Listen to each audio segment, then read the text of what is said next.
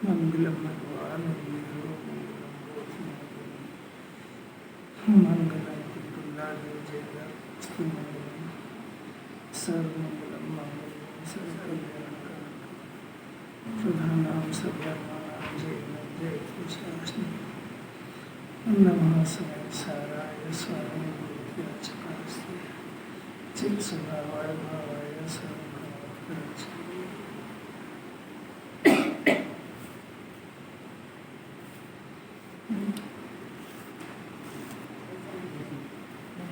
मुझे कुछ नहीं चाहिए, मुझे कुछ नहीं चाहिए, किसी पर पदार्थ की लालसा नहीं है, आत्मा ही चाहिए। ऐसी तीव्र उत्सुकता जिसे हो उसे मान मिलता है। पूज्य बहन जी, ये आवाज़ अनादि से नहीं निकली है। भिखारी रहा, मेरे को ये चाहिए ये चाहिए ये चाहिए, कैसे धूल लगी है, चाहिए चाहिए चाहिए। जिसको कुछ नहीं चाहिए वो शहंशाह होते हैं, उसका नाम दिगंबर महाराज है। जाके कछु ना चाहिए ते ही शहंशाह, शहंशाह होता है जिसको कुछ नहीं चाहिए। अब ऐसी आवाज़ आ जाए क्योंकि टुकर टुकर देखता है, ये चाहिए ये चाहिए ये चाहिए ये चाहिए ये चाहिए, ये बीमारी है। ये क्यों खड़ी हुई कि आप अपने शुद्ध आत्मा को परिपूर्ण नहीं देखा, उसमें कुछ कमी देखी तो कुछ चाहिए की आवाज़ आती है। जो अपने आप को परिपूर्ण तृप्त देखता है उसको कुछ चाहिए की डिमांड नहीं होती।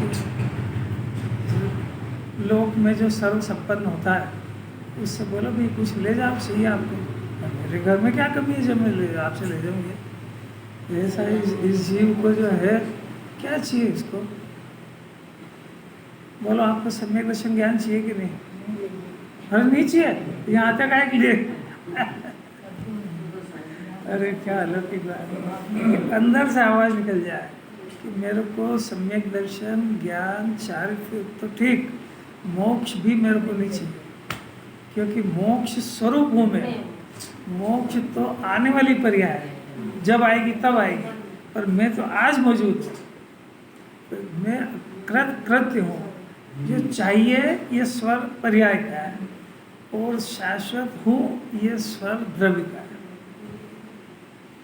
अपने अंदर से ऐसी आवाज़ क्यों नहीं निकलती कि इसने परिपूर्ण अपने को स्वीकार ही नहीं करा, देखा ही नहीं। अपने को शरीर देखा तो उसमें ये कमी है ये कमी है ये कमी है। अपने को संयोग वाला देखा तो फिर ये कमी है ये कमी है। और अपने को परिपूर्ण गायक देख ले तो इतना बड़ा छाती हो जाएगी कि अरहंत भगवान से भी मोक्ष की डिमांड नहीं करेगा।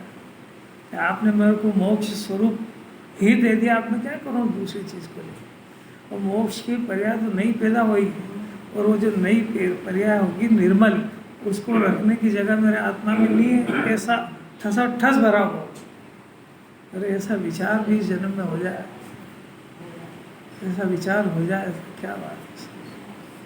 क्योंकि वो अपने को अभाव से देखता है, स्वभाव से देखने ही नहीं सीखता, सद्भाव से नहीं देखता है, अभाव से देखता है। उस जगत में जो अभाव से देखता है हमेशा दुखी रहता है, वो जितना है उतना देखता है हमेशा तृप्त रहता है। क्या चीज़ संतुष्टि है, जितना उतना ही बहुत है। चिंतन की धारा की अलग जात की है। ये चिंतन जैन दर्शन के अलावा कहीं मिलेगा नहीं।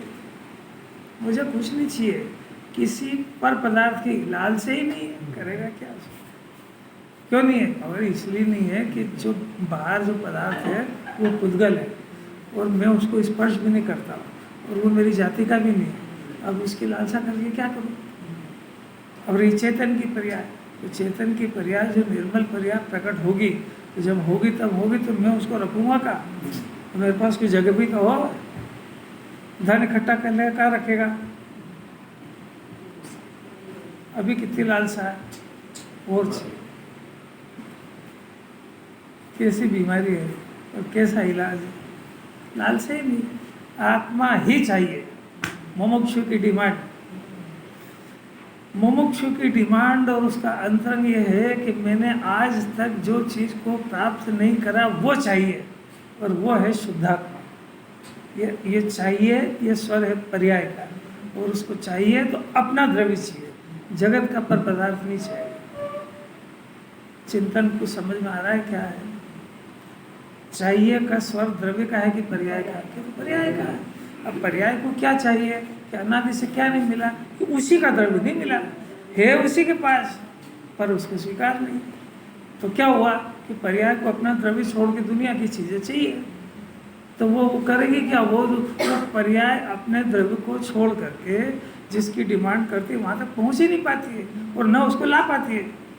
और लाए तो उसके द्रव्य में जगह ही नहीं है, लाए तो लाए कैसे, मिले तो लाए कैसे, लिया है तो रखे कैसे, रखे कैसे, तो अपने द्रव्य में जगह तो हो।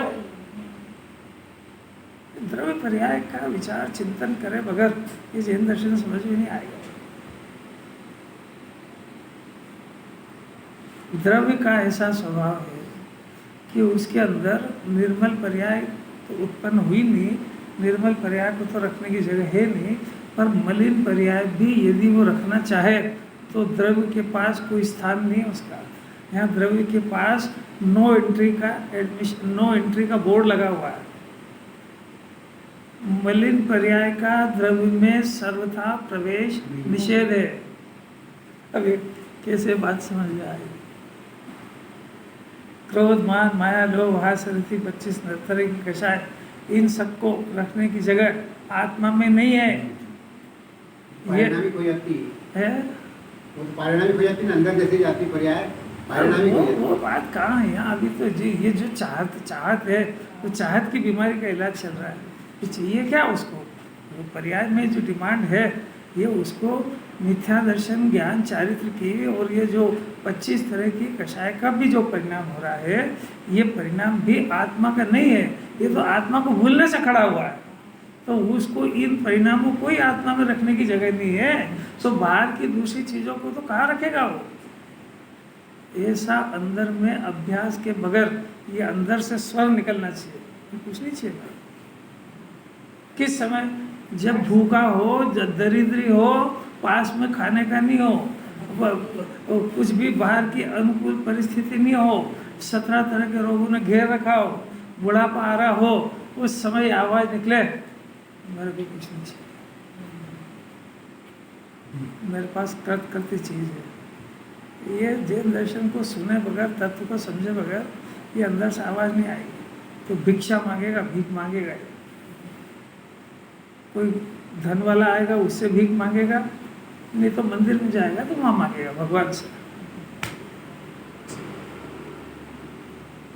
भगवान ऐसे भिखारी को अपने पास बुलाना रखना पसंद नहीं करते हैं।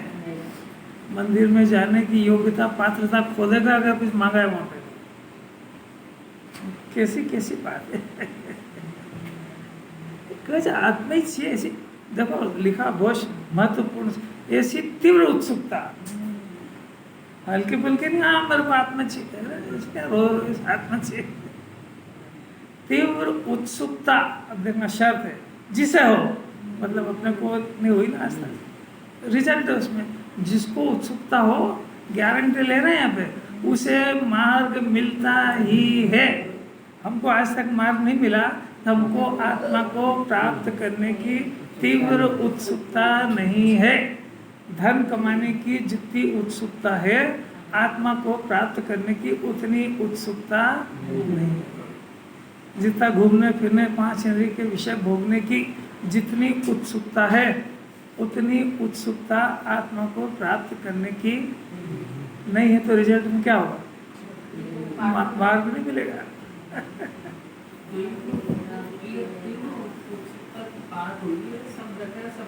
आप तो अपनी बात करो, आपको अपनी बात करो, आपको आत्मा प्राप्त करने की उत्सुकता जागृत हो रही कि नहीं पूछ रहे? बस सिर्फ बात हो रही होती तो उसके उत्सुकता के चिन्ह दिखते हैं।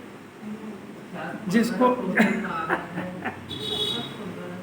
शास्त्र का सब्जेक्ट है और वो है शुद्धात्मा, वो है ज्ञायक आत्मा, और वो इस ज्ञान में प्राप्त करने की उत्सुकता होना चाहिए। शास्त्र पढ़ने की उत्सुकता से आत्मा नहीं हाथ में आता है। शास्त्र में से आत्मा ढूंढने के लिए शास्त्र पढ़े जाते हैं, वो तो बीच का मार्ग है। वो उत्सुकता तो इसमें एक एक लाइन में आत्मा दिखाते हैं कि दर्शन स्वभाव में कैसा आत्मा हाथ में आता है, ज्ञान स्वभाव से कैसा आत्मा आत्मा है, ये चारित्र गुण की बात अभी आज से चलेगी। तो इसमें कैसा आत्मा है और वो कैसे प्राप्त होता है, इसका स्वभाव कैसा है, ऐसा कैसा अंदर ही अंदर चमत्कारिक पदार्थ है कि अंदर से बाहर निकले बगैर, बाहर के पदार्थों को अपने अंदर बुलाए बगैर यहाँ बैठा बैठा जान लेता है। ऐसा चमत्कारिक पदार्थ कैसा है, इसको मैं देखना चाहता हूँ। ऐसा कैसा पदार्थ है कि जिसको स्वीकार करते से ही जन्म मरण के अभाव की गारंटी हो जाती है। ये इसको फायदे नहीं मालूम है ना, इसको जन्म मरण के अभाव इस जीव के अब नहीं होंगे, ऐसा सर्टिफिकेट देती है जिनवाणी। कैसी गजब की बात है। ये जिन जिन समस्याओं से आज जूझ रहा है, वो चिंता में पड़ा हुआ है, उन चिंता की जड़ कट जाएगी अनंत काल तक के लिए। ऐसा ही शुद्धात्मा शरीर के अंदर रहता है, शरीर से न्यारा रहता है, राग के अंदर रहता है और राग से अंदर जागती ज्योत रहता है। और कैसी भी विपरीत परिस्थिति आई, शरीर के छेद हो गए, टुकड़े टुकड़े हो गए, तब भी इसका बाल भी बाका नहीं हुआ। ऐसा चमत्कारिक पदार्थ है, इसको देखने की जिज्ञासा नहीं है। अभी ये 5 करोड़ का हीरा देखने के लिए तो 5 लाख फीस हो तो देखे आएगा, और इस क्षेत्र को देखने की जिज्ञासा नहीं, उत्सुकता नहीं है ना उसको, अभी फायदे नहीं मालूम उसको। वो चारित्र की बात कर रहा है, देखो बहुत अच्छे समय पर आया राकेश जी, रह जाती चारित्र की बात, बहुत अलौकिक बात। दर्शन ज्ञान की देखो बात सरल है, चारित्र बहुत कठिन है। देखो जिस प्रकार ज्ञान दर्शन गुण का व्यवहार कहा, इसी प्रकार चारित्र गुण का व्यवहार अब कहते हैं। 3 गुणों की बात हो गई, ज्ञान की, दर्शन की, श्रद्धा की। अब संयम की बात है, भावना पढ़ो। जैसे श्वेत गुण से परिपूर्ण स्वभाव वाली वही कलाई स्वयं दीवार आदि पर द्रव्य के स्वभाव परिणमित न होती हुई और दीवार आदि पर द्रव्य को अपने स्वभाव में परिणमित न कराती हुई, दीवार आदि पर द्रव्य जिसको निमित्त है, ऐसे अपने श्वेत गुण से परिपूर्ण स्वभाव के परिणाम द्वारा उत्पन्न होती हुई कलाई जिसको निमित्त है, ऐसे अपने दीवार आदि के स्वभाव के परिणाम द्वारा उत्पन्न होने वाले दीवार आदि पर द्रव्य को अपने कलाई के स्वभाव से श्वेत करती है, ऐसा व्यवहार किया जाता है। ये तो अपना बहुत चल चुका है, अब इसको नहीं लेंगे, अब सीधा सीधा हाँ पढ़ो।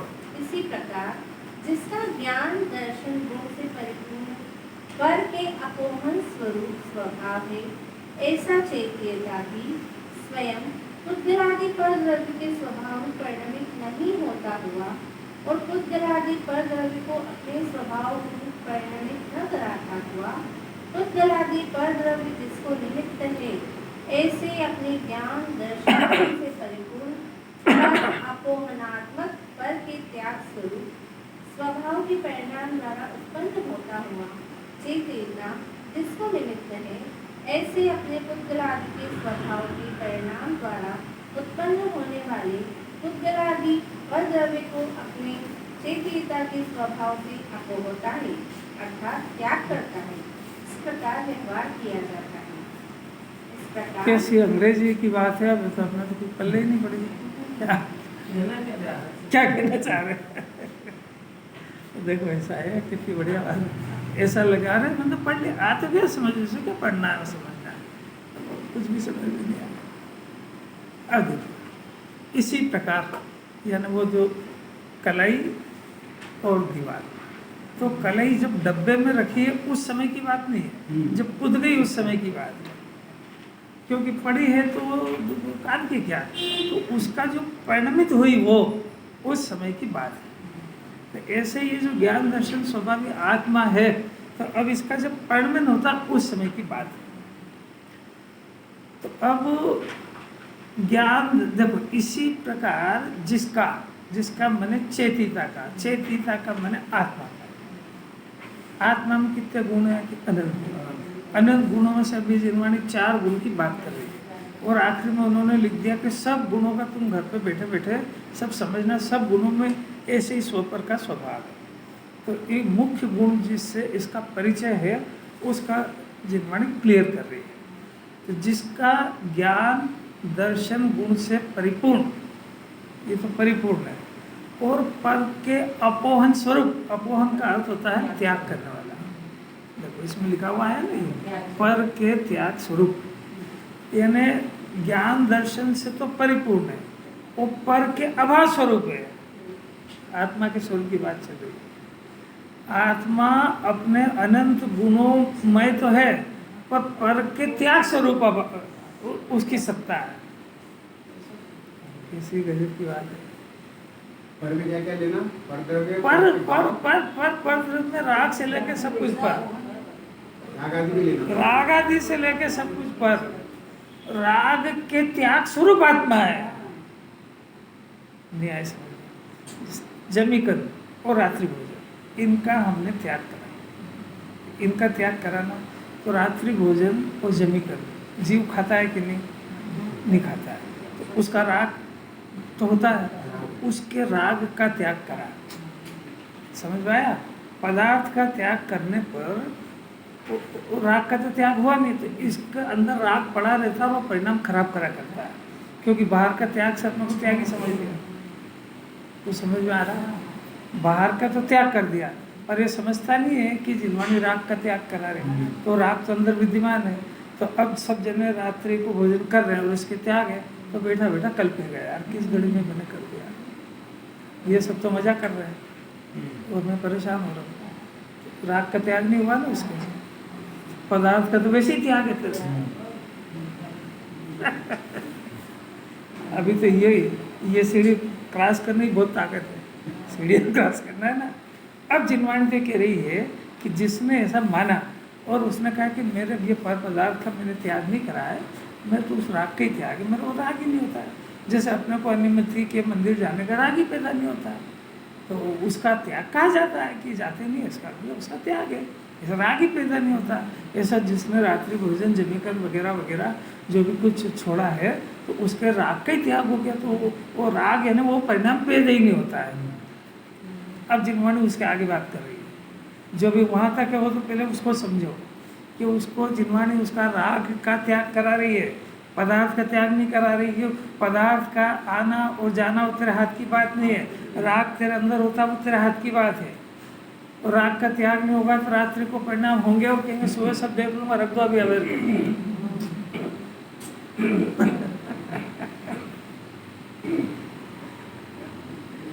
किसी का छुपा हुआ राग है ना। अब दूसरी बात कि वो जो राग का त्याग करा, वो जिनवाणी कह रही कि राग का त्याग ये नाम मात्र कथन है। राग का त्याग, आत्मा राग का भी त्याग इसलिए नहीं कर सकता है कि आत्मा ने पहले राग को ग्रहण ही नहीं किया, तो राग के त्याग के अभाव स्वरूप आत्मा है। बात समझ में आ रही है?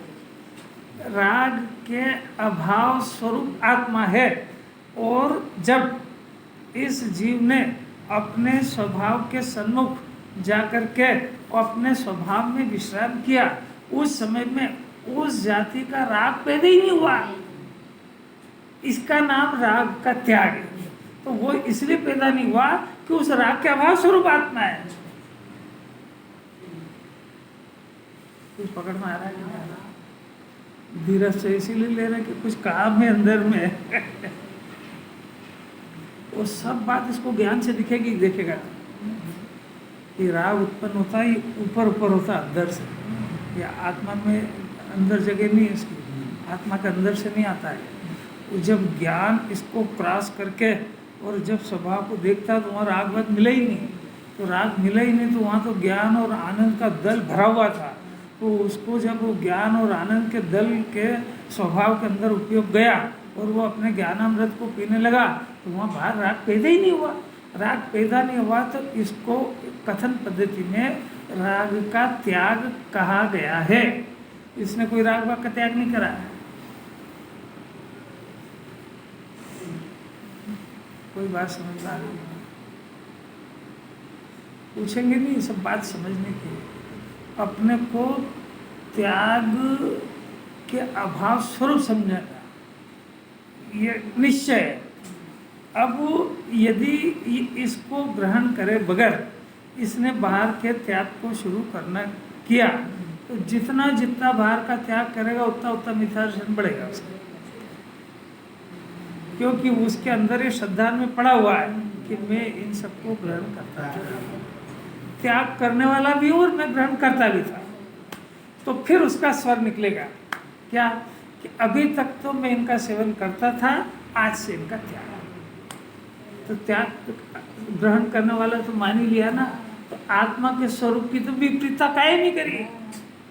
मेरी समझ भाई, अब देखो आपने कहा कि जीव नहीं बचा सकता, तो मैं आज से जीव को नहीं बचाऊंगा। तो आज तक तो मारता ही था और आज तक भी बचा तो सकता था, पर अब नहीं बचाऊंगा। तो किस स्टाइल से इसने मिथ्यात्व का पोषण करा? आपको कोई बात समझ में नहीं आ रही है। मैं अभी तक जीव को मारता था, आज मैंने जिनवाणी पढ़ी, तो मैं आज से अब जीव को नहीं मारूंगा। आपने कह दिया कि बचा नहीं सकता है, तो मैं बचाऊंगा भी नहीं। तो बचाऊंगा नहीं तो मारने वाला तो अपने आप हो गया ना। तो अब बचाने वाला मारने वाला नहीं रहा, वो बचाने का भी परिणाम नहीं रहा, तो वो जो मारता हूँ और बचाता हूँ वो मान्यता तो कायम नहीं रही। इसमें कषाय की क्या पोजीशन रही, वो तो नहीं समझ पाया कि वहाँ जो मारने का परिणाम था वो तीव्र कषाय थी और बचाने का परिणाम था वो मंद कषाय थी। तो मंद कषाय का परिणाम तीव्र कषाय से बचने के लिए आता ही है, और तूने कह दिया कि मैं नहीं करूँगा, तो तू वीतराग भाव में तो गया नहीं। समझ में आया? और कषाय मंद तूने करी नहीं, और सामने कोई मर रहा है और तू वीतराग भाव में तो है नहीं। अगर तू अरहंत सिद्ध होता, वीतराग भाव में होता, तो होने दो जो हो रहा है वो, पर तू अरहंत सिद्ध तो है नहीं। और तीव्र कषाय तूने, वो मंद कषाय तेरे को करना नहीं है, तो वो जो मर रहा है उसको बचाने का परिणाम नहीं हुआ, इसी का नाम तो तीव्र कषाय है। आपको कोई समझ में आ रही क्या बात?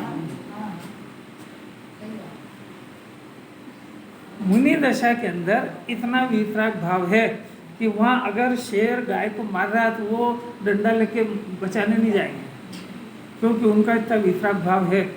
तो वो अगर बचाने जाए तो मिथ्या दर्शन हो जाएगा, और वहाँ पे कोई शावक हो अपने जैसा और वो बचाने नहीं जाए तो सम्यक दृष्टि कभी नहीं बनेगा।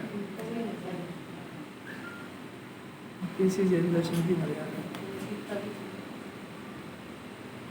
घर पे तो सासू बीमार हो रही थी, मैं तो धर्म करने जा रही हूँ मंदिर, या वो बीमार हो, बीमार समाज हो ही सकते हैं, तो वो कह के मेरे तो मंदिर का टाइम हो रहा है, वहाँ स्वाध्याय चलेगा। कितना स्वाध्याय का लाभ मिलेगा? कषाय तीव्र है कि मन वो समझ ही नहीं पाएगी।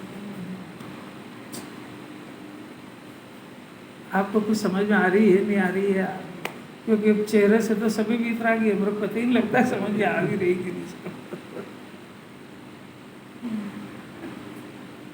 देखो सुनो, ऐसा चेतिता, अब देखना जरा, ये कठिन बात है थोड़ी सी, पर समझ में आएगी। स्वयं पुद्गलादि परद्रव्य के स्वभाव रूप परिणमित नहीं होता हुआ और पुद्गल परद्रव्य को अपने स्वभाव रूप परिणमित नहीं कराता हुआ, ये दो लाइन का अर्थ चलेगा, जरा ध्यान रखना जरा। पर के त्याग स्वरूप आत्मा, यानी ये मुनि दशा की बात चल रही है। अब मुनि दशा के अंदर ऐसा जीव जिसके अंदर में तीन कषाय का अभाव और मिथ्या दर्शन की जगह सम्यक दर्शन है। पहली शर्त समझना, मिथ्या दर्शन का अभाव यानी सम्यक दर्शन, उसके बाद ही तीन कषाय का अभाव होता है, उसके पहले नहीं होता है, क्योंकि उसके पहले तो कषाय की रुचि अभाव की बात ही क्या करें। समझ में आ रहा है? कषाय की रुचि, इसका नाम मिथ्या दर्शन। तो जब कषाय की रुचि है तो कषाय का अभाव होगा कि नहीं? ये कैसे होगा? कषाय अलग चीज है, मिथ्या दर्शन अलग चीज है। कषाय कौन सी? अनंतानुबंधी अप्रत्याख्यान प्रत्याख्यान, वो जो 25 हो तो इनके बच्चे।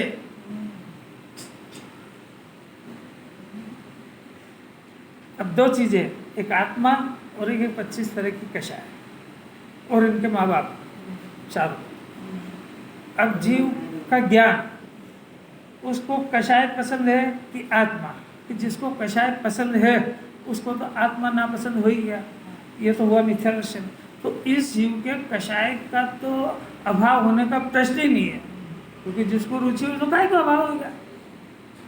अब ऐसा जीव जिसको कषाय की रुचि पड़ी है और उसने बाहर की सब चीजों का त्याग कर दिया, वस्त्र भी छोड़ दिया, घर भी छोड़ दिया, सब छोड़ दिया।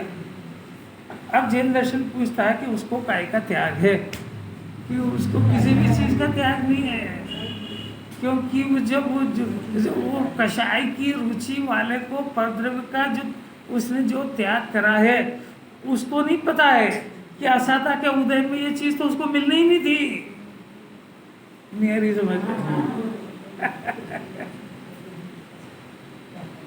जरा धीरे से समझ गया उसको।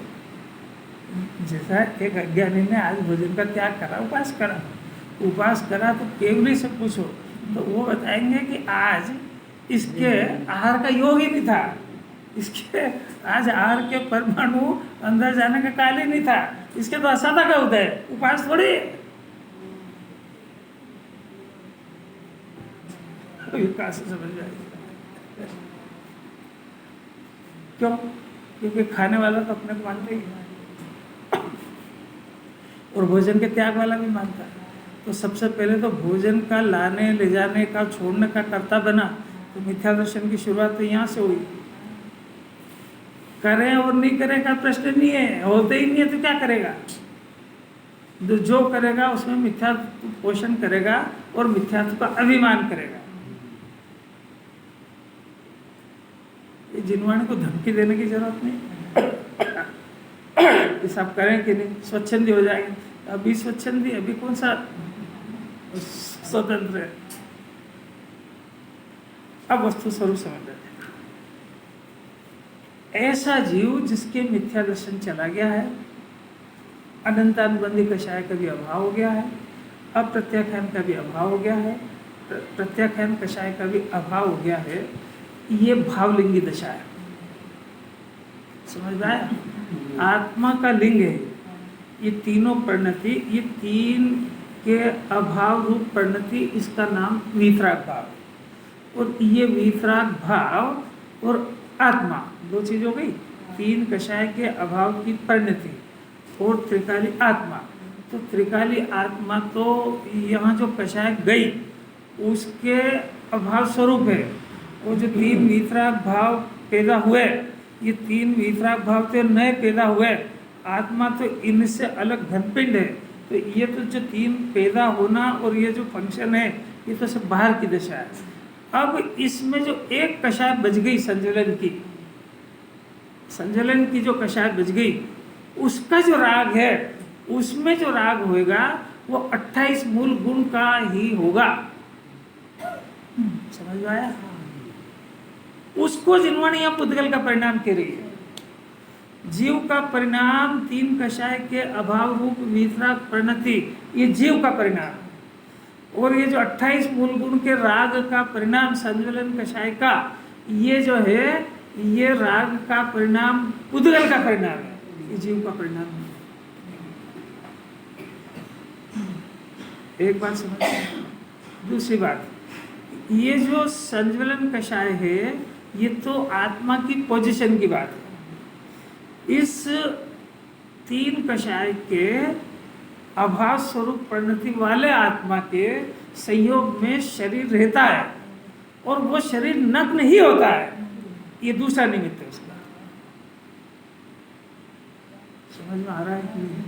वो शांति से समझना है। वो निराज का स्वरूप है, अपने को इसकी श्रद्धा करना है, इसका नाम सम्यक दर्शन है।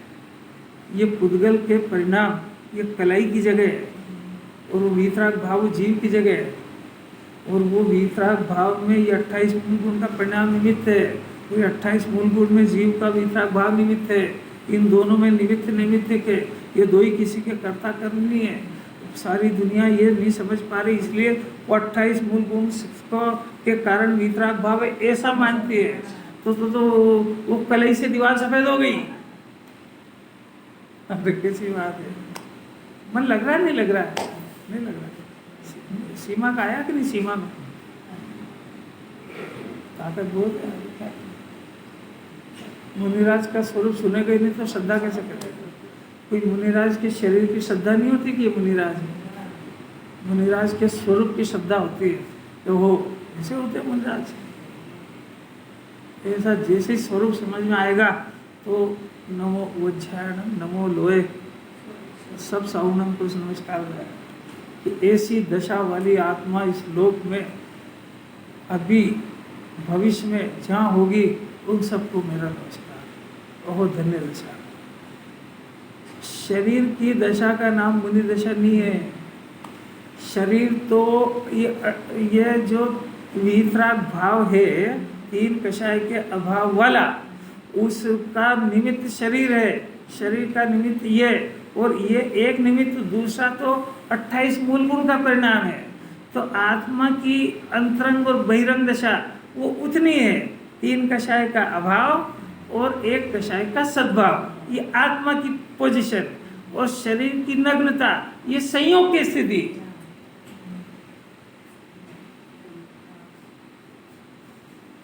सुनते जाना ध्यान से, सब प्रश्न आखिरी में कर लेना चाहिए।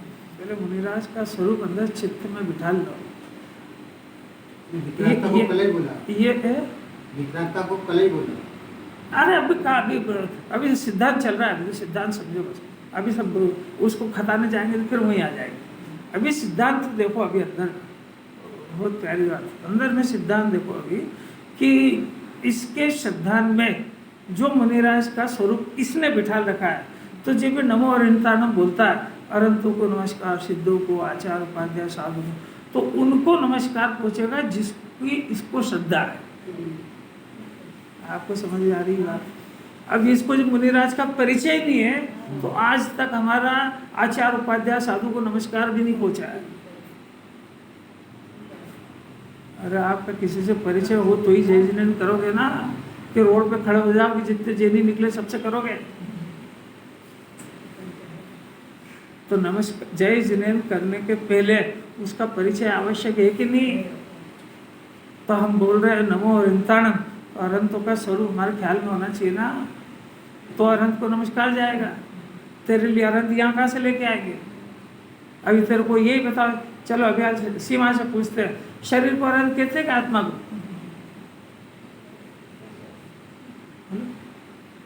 कि मंदिर में बैठी हुई प्रतिमा को? तीन ऑप्शन दिए थे। आत्मा की पर्याय। हाँ, तो आत्मा की पर्याय आपको पता है कि आत्मा और आत्मा की पर्याय क्या होती है? और आत्मा की कौन सी पर्याय? आपके पास, आपकी भी आत्मा है ना, आपके पास अब कौन सी पर्याय है? कि देखो ये एक तो सबसे बड़ी मोटी स्थूल राग द्वेष मोह की पर्याय, ये आत्मा की पर्याय, और ये शरीर है। तो अब आपको आत्मा की पर्याय मोह राग द्वेष है। तो अब आपको, जब आपको ही वितराग भाव का पता नहीं तो उनका वितराग भाव कहाँ से देख लोगे? उनका अनंत चतुष्टय, उसको अनंत कहते हैं, आत्मा को अनंत नहीं कहते हैं। आत्मा की दशा और वो दशा जिसमें अनंत चतुष्टय प्रकट है, उसको अनंत कहते हैं। तो अब वो आंखों का विषय ही नहीं है, तो आप नमस्कार किसको करोगे?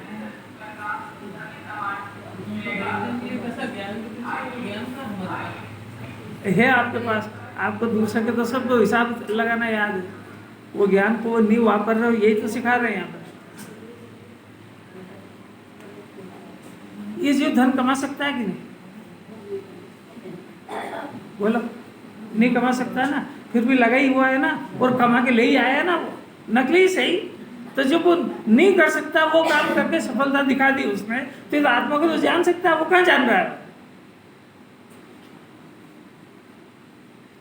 ज्ञान किसको कहते हैं? ये ज्ञान संयोगों को चीर के अनंत चतुष्ट को देख लेगा तो सम्यक ज्ञान हो जाएगा, मिथ्या ज्ञान की मौत हो जाएगी। यही तो सिखा रहे हैं यहाँ पे कि ज्ञान है और उसका मिसयूज कर रहा है, इसीलिए तो मिथ्या नाम पा रहा है। अगर वो सही यूज करे तो सम्यक नाम पाएगा। सही यूज क्या है कि अनंत चतुष्ट को देख लेगा, फिर उसको प्रतिमा की उपस्थिति की अनिवार्यता अनंत काल तक के लिए खलास हो जाएगी, क्योंकि प्रतिमा को अनंत थोड़े कहते हैं।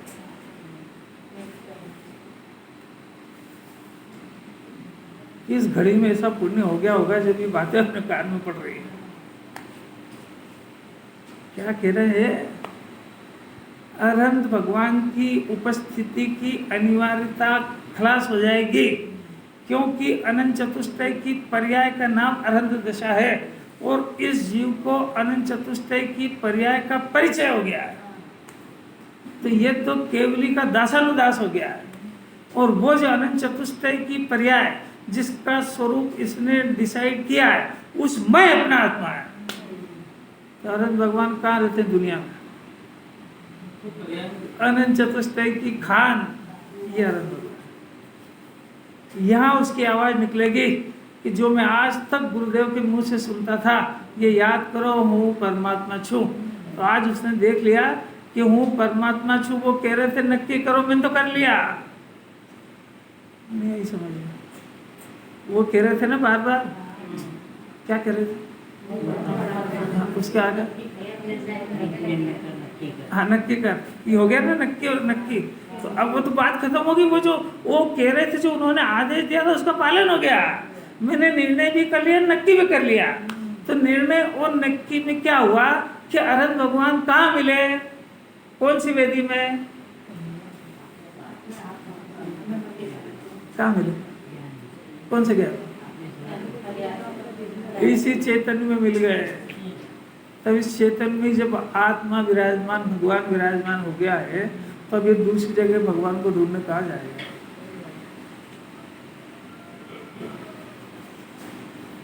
वहाँ वेदी में जो भगवान है वो तो टाइम टेबल से मिलेंगे।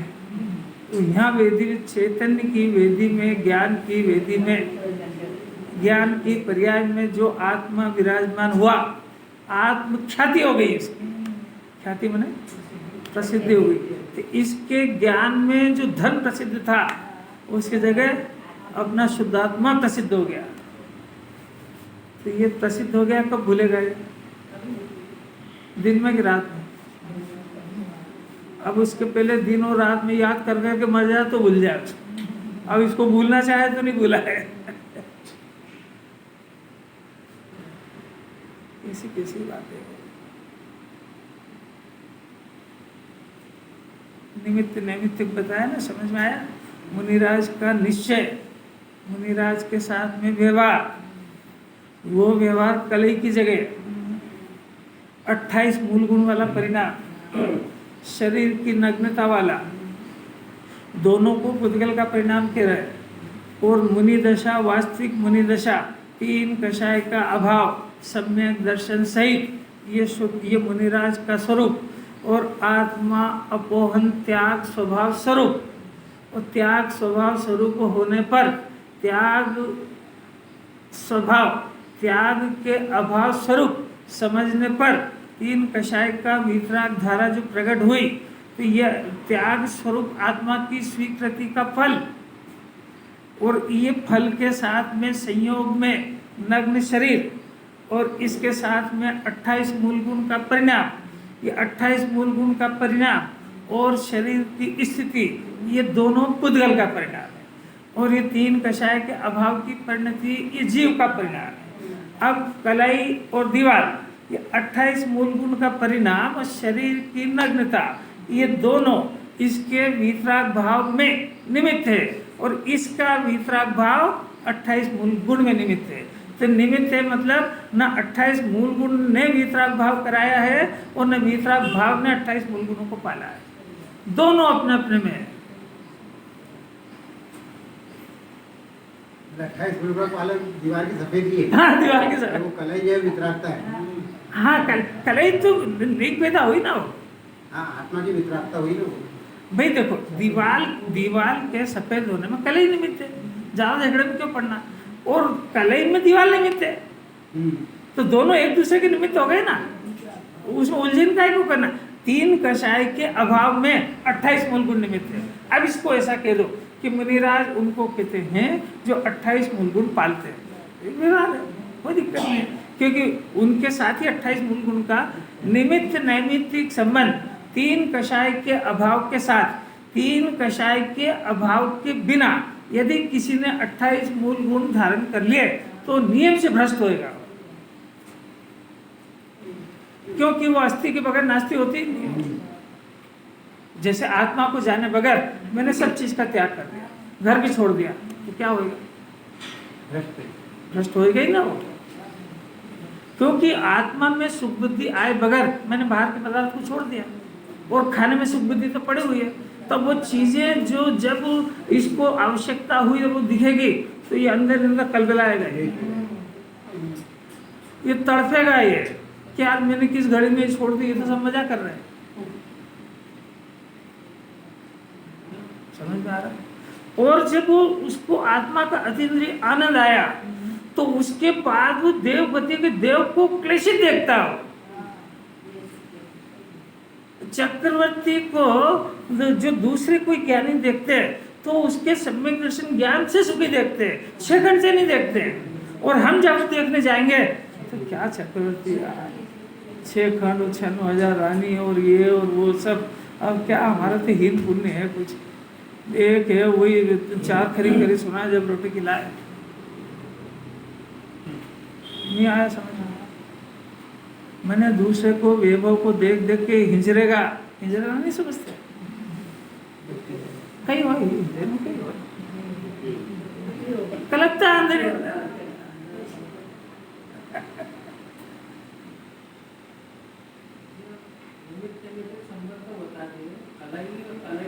दीवार में रही, जैसे वितराग भाव में रहे, वो कसाई में रही।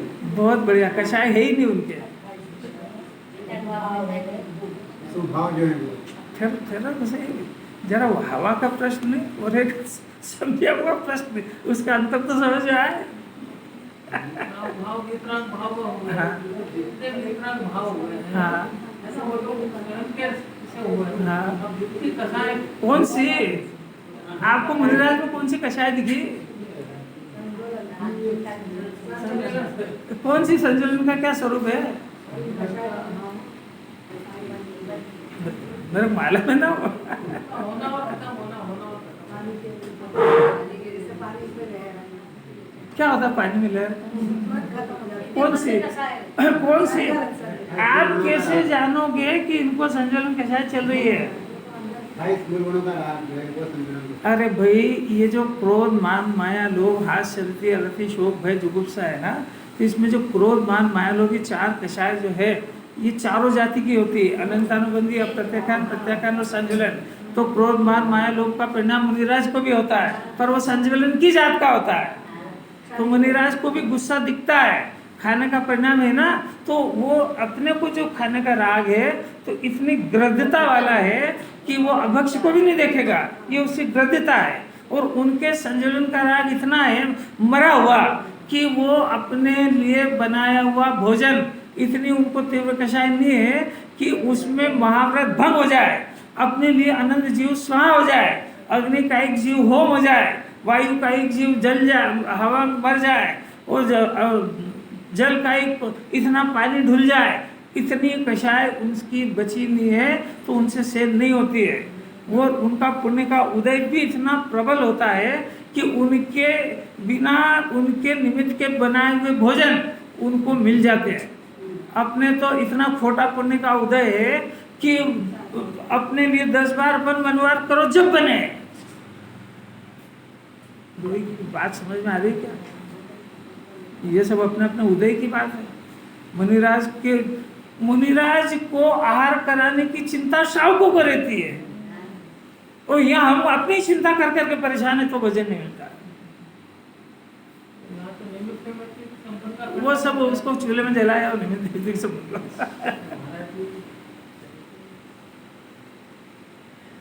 तथ्य समझो जरा, कोई भाग्य से बात आ गई है तो आत्मा त्याग स्वरूप है कि मुनिराज का स्वरूप जगत को पता ही नहीं, श्रद्धा किसकी करे, और जिसकी इसको श्रद्धा है उनको नमस्कार पहुँचता है, उसमें क्या? फिर यही अर्थ करेगा, सब उसमें लिखा है लोक के सर्व साधुओं को, तो उसमें अन्यमति के भी आ गए, सर्व में कौन सा बचा? क्या अर्थ है उसका? नमो लोहे, तो उसका अर्थ क्या हुआ?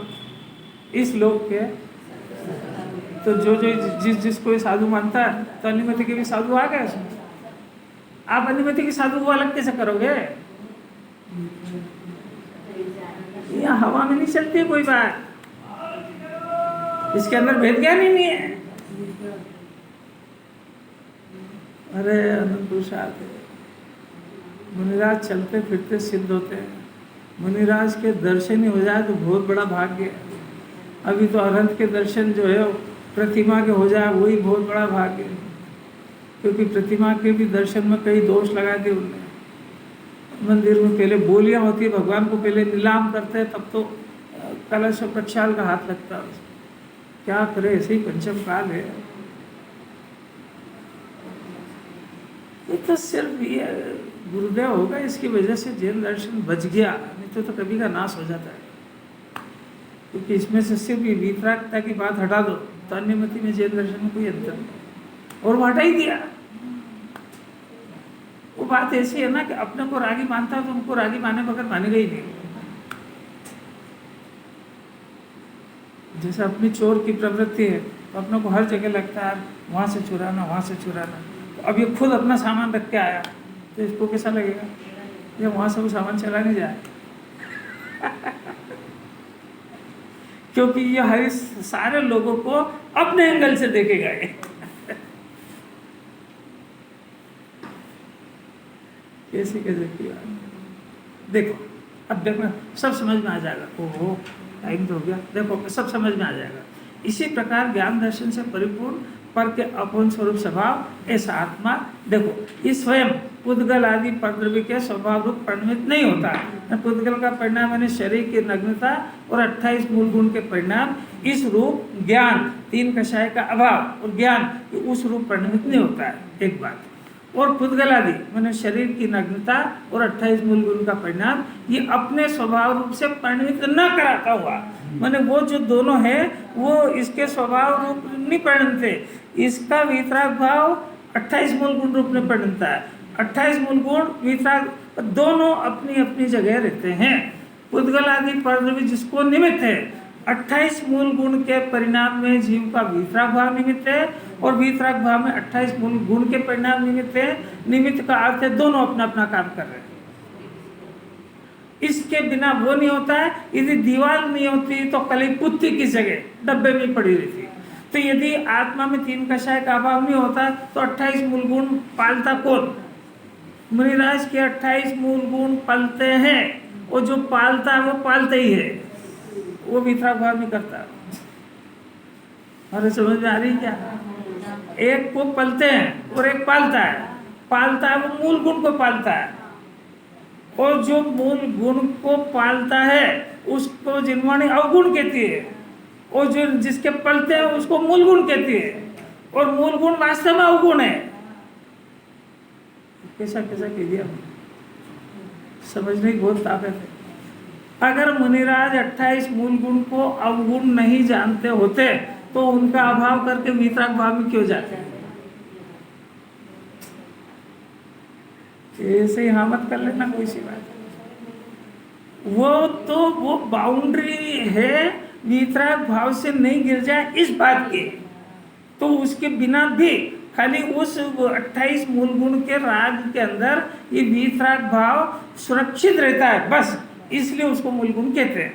पर वो जो जीव है मुनिराज का जो जीव, उसकी निगाह फसल पे है कि बॉर्डर पे है? नहीं आ रही समझ।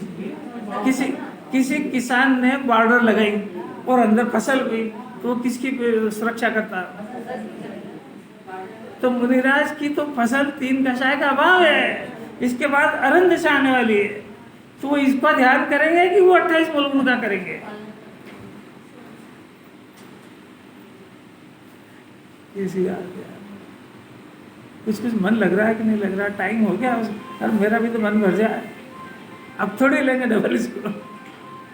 ऐसे अपने ज्ञान दर्शन से परिपूर्ण पर अपोहनात्मक यानी पर के त्याग स्वरूप स्वभाव के परिणाम द्वारा उत्पन्न होता हुआ चेतिता जिसको निमित्त है, ऐसे अपने पुद्गल के स्वभाव के परिणाम द्वारा उत्पन्न होने वाले पुद्गल आदि परद्रव्य को अपने चेतिता के स्वभाव से अर्थात त्याग करता है।